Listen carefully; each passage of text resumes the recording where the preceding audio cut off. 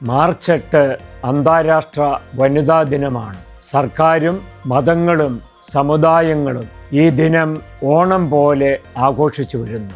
എങ്കിലും വലിയ പ്രയോജനമുണ്ടാകുന്നതായി കാണുന്നില്ല. സ്ത്രീകൾക്ക് നേരെയുള്ള ആക്രമണങ്ങളും അതിക്രമങ്ങളും വർദ്ധിച്ചു വരുന്നതേയുള്ളൂ. ഈ ദിനാചരണം കൊണ്ട് സ്ത്രീകൾക്ക് പ്രയോജനമുണ്ടാകണമെങ്കിൽ അവര് നയരൂപീകരണ സമിതികളിൽ അംഗങ്ങളായിട്ട് മാറണം. അതിന് മറുപടിയായി പലരും പറയുന്നത് സ്ത്രീകൾക്ക് 50% ത്രിതല പഞ്ചായത്ത് സംവരണമുണ്ടല്ലോ, അതുപോരാ. ത്രിതല പഞ്ചായത്തിൽ നയരൂപീകരണത്തിനുള്ള സാധ്യതയോ സൗകര്യമോ ഇല്ല. അത് പാർലമെന്റിലും നിയമസഭകളിലുമാണുള്ളത്. ഇന്ത്യയിലെ 543 പാർലമെന്റ് മണ്ഡലങ്ങളിൽ 71 MP-മാരാണ് വനിതകളായിട്ടുള്ളത്. അതുപോരാ, സ്ത്രീകളുടെ പ്രാതിനിധ്യം പാർലമെന്റിലും നിയമസഭകളിലും ഉയരണം.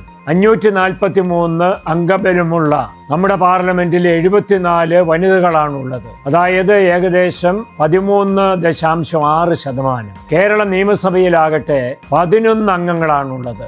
7.86% വനിതകളുടെ പ്രാതിനിധ്യമുള്ളത്. അത് ഉയരാതെ വനിതാ ദിനാചരണം കൊണ്ട് വനിതകൾക്ക് കാര്യമായ പ്രയോജനമുണ്ടാകും എന്ന് കരുതാനാവില്ല. വനിതകൾക്ക് വേണ്ടി പുരുഷന്മാരാണ് പലപ്പോഴും തീരുമാനമെടുക്കുന്നത്. ആ സ്ഥിതി മാറുമ്പോഴാണ് വനിതാ ദിനാചരണം അർത്ഥവത്തായിട്ട് മാറുന്നത്.